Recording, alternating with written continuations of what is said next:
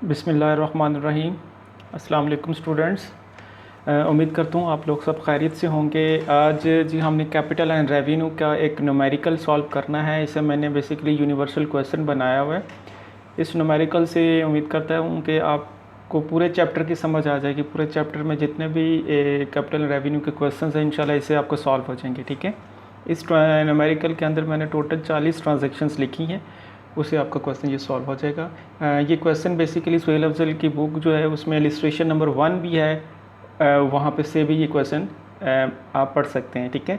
मैं वहीं से आपको 1 बाय 1 करके क्वेश्चन को रीड आउट करूँगा। आपने इस वीडियो को देखते वक्त, इस क्वेश्चन को करते वक्त अपनी बुक जो है उसमें से इलस्ट्रेशन नंबर 1 जो है अपने सामने रख खोल लेनी है।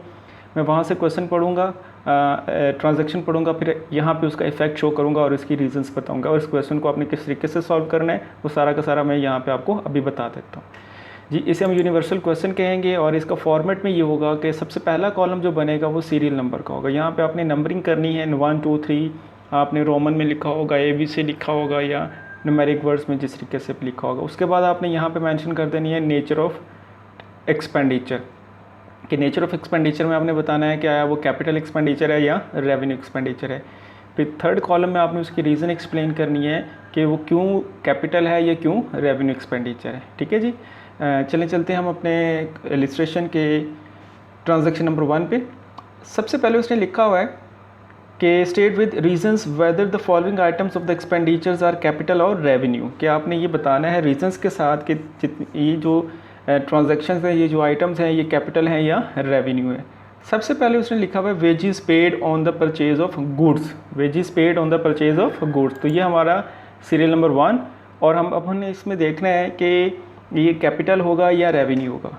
जब भी आप वेजेस पे करते हैं गुड्स परचेज करने के ऊपर, हमेशा याद रखिएगा ये आपका रेवेन्यू एक्सपेंडिचर होता है। इसके रीजंस क्या है वो मैं आपको बता देता हूँ कि wages paid on goods purchase is a revenue expenditure because goods purchase are meant for resale. क्योंकि जितनी भी गुड्स का वर्ड जब भी आ जाए याद रखिएगा, गुड्स उन चीज़ों को कहा जाता है जिसका आप कारोबार करते हैं, जिनको बार बार सेल करते हैं।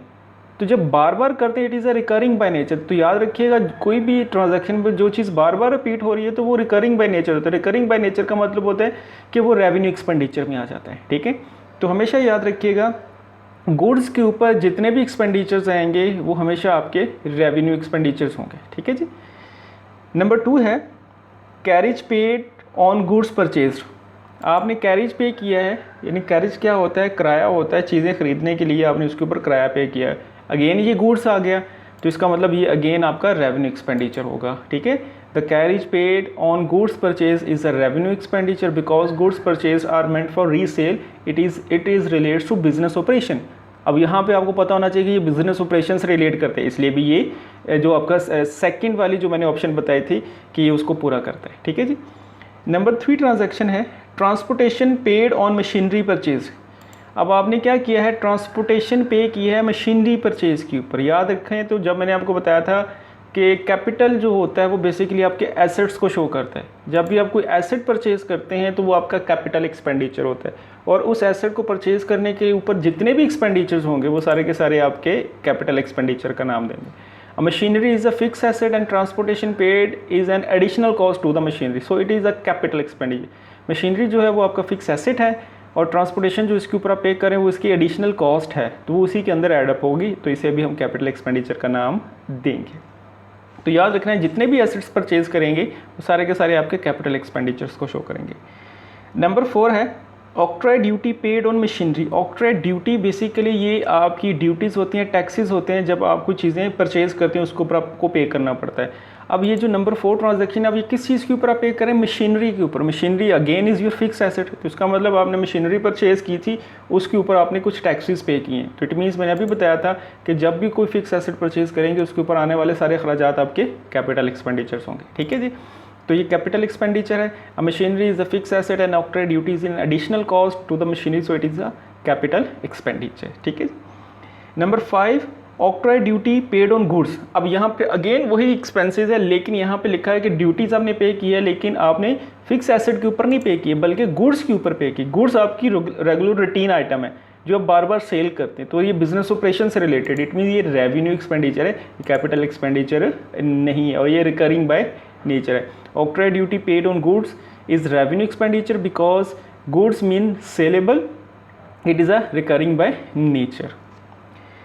उसके बाद नंबर 6 है, a second hand car was purchased for ₹7,000 and ₹5,000 were spent for its repairs and overhauling.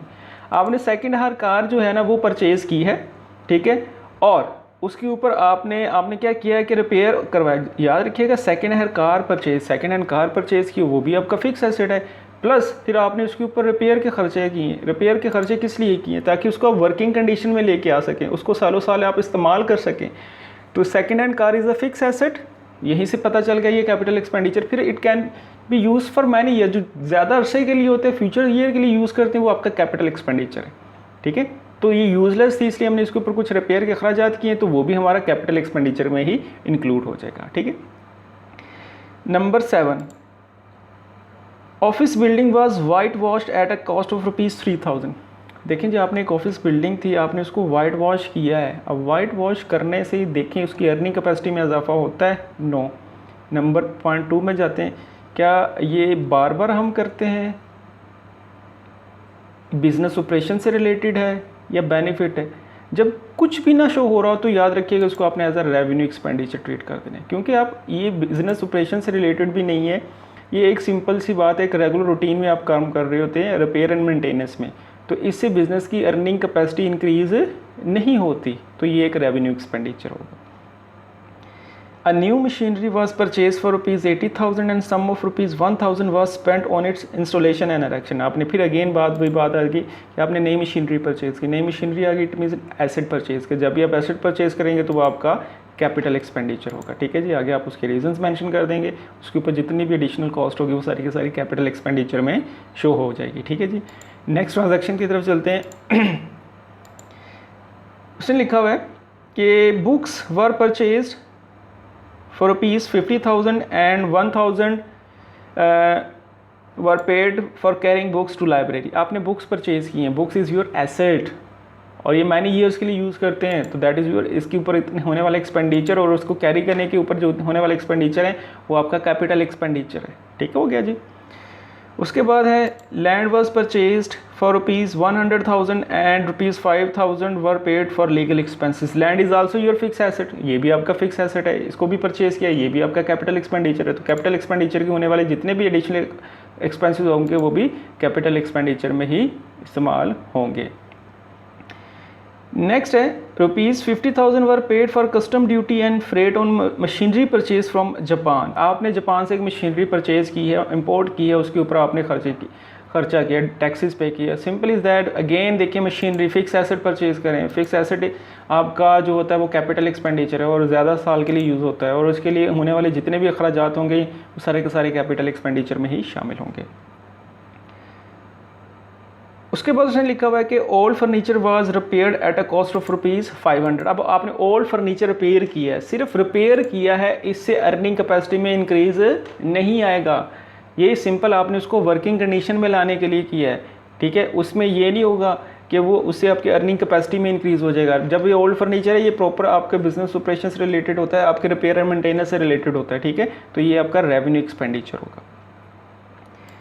उसके बाद उसने लिखा हुआ है कि an additional room was constructed at a cost of ₹15,000। आपने एक एडिशनल रूम कंस्ट्रक्ट किया है। देखिएगा एक बिल्डिंग है, उसके अंदर अगर 7 कमरे हैं तो इसका मतलब 7 कमरों की कैपेसिटी है। अब आपने सोचा कि उसके अंदर एक और रूम बना दिया जाए, तो आपने उसकी एक्सटेंशन कर दी, एडिशन कर दी, तो इसका मतलब उसका बेनिफिट आपको और हो जाएगी। उस बिल्डिंग की वैल्यू पहले 7 कमरों के साथ कुछ थी, जब वो 8वां कमरा बनाएंगे, रूम बनाएंगे, तो उसकी वैल्यू और ज़्यादा इंक्रीज़ हो जाएगी। दैट मीन्स इससे उसकी वैल्यू इंक्रीज़ हो रही है और एक एसेट भी साथ इंक्रीज़ हो रहा है, तो दैट इसके ऊपर होने वाले एक्सपेंडिचर हमारे कैपिटल एक्सपेंडिचर कहलाएंगे, ठीक है जी। उसके बाद है damages paid on account of the breach of contract to supply certain goods. आपने क्या किया, आपके अपने कस्टमर था, उसको आपने चीज़ें सप्लाई करनी थी, लेकिन आप उन टाइमली बेसिस पे या उसको गुड्स उस नेचर की जिस तरह की उसने चाहा थी आपने उसको सप्लाई नहीं कर पाए, तो अब आपको उसके अगेंस्ट क्लेम पे करना पड़ेगा, डैमेजेस पे करेंगे। ये एक रूटीन आइटम है। बहुत सारी ऐसी चीज़ें होती हैं जो गलत चीज़ें चली जाती हैं, बाद में आप उसके ऊपर एक्स्ट्रा क्लेम पे कर देते हैं, तो ये रेगुलर रूटीन आइटम आती है, ठीक है। तो इसके ऊपर होने वाले ये डैमेजेस जो होते हैं वो रेवेन्यू एक्सपेंडिचर है, इसका बेनिफिट सालों साल नहीं जाना, ठीक है जी, ये अगेन एंड अगेन हो जाते हैं, ये ऑर्डिनरी कोर्स ऑफ ट्रेडिंग है, तो इसे हम रेवेन्यू एक्सपेंडिचर का नाम देंगे, ठीक है जी। उसके बाद लिखा हुआ है cost of replacement of an old and worn out part of machinery. एक मशीनरी थी, उसमें से एक पुराना पुर्जा जो है ना जल गया, ख़राब हो गया, आपने उसकी जगह नया लगा दिया। तो जल गया, नया लगाने से क्या होगा, अर्निंग कैपेसिटी में इजाफा हो जाएगा? नो, ठीक है जी। उसको आप प्रॉपर वर्किंग में ला रहे हैं, जब आप प्रॉपर वर्किंग में ला रहे हैं तो वो आपका रेवेन्यू एक्सपेंडिचर है और वो कैपिटल एक्सपेंडिचर नहीं होगा। याद रखिएगा, एसेट्स के ऊपर होने वाली रिपेयर एंड मेंटेनेंस जिससे अर्निंग कैपेसिटी में इजाफा ना हो और वो उसको सिर्फ वर्किंग कंडीशन में लेके आ रहे हो, तो वो आपके रेवेन्यू एक्सपेंडिचर होते हैं, ठीक है जी। उसके बाद जो है repairs to motor car met with an accident जी, एक एक्सीडेंट हुआ और उसके ऊपर आपने उसका ख़र्चा किया, उसको रिपेयर करवा दिया, तो जारी बात है वो भी आपका एक रेवेन्यू एक्सपेंडिचर है। तो ये आपका क्या है, कैपिटल एक्सपेंडिचर नहीं, क्योंकि आप उस कार को वर्किंग कंडीशन में लेके आ रहे होते हैं, ठीक है जी। तो ये कुछ ट्रांजैक्शंस थी जो मैंने अभी आपको सॉल्व करवा दी हैं कैपिटल और रेवेन्यू एक्सपेंडिचर से रिलेटेड। ये 16 ट्रांजैक्शन है। एक वीडियो में और नेक्स्ट बनाऊंगा जिसमें मैं रिमेनिंग जो इसकी ट्रांजैक्शंस हैं वो पूरी कंप्लीट करवा दूंगा, ठीक है। तो आप इस क्वेश्चन को सॉल्व कीजिएगा, उम्मीद करता हूँ कि इसकी समझ आई होगी। अगर आपका कोई भी क्वेश्चन होगा तो वो ज़रूर पूछिएगा जी। अपना बहुत सा ख्याल रखिएगा जी, अल्लाह हाफिज़।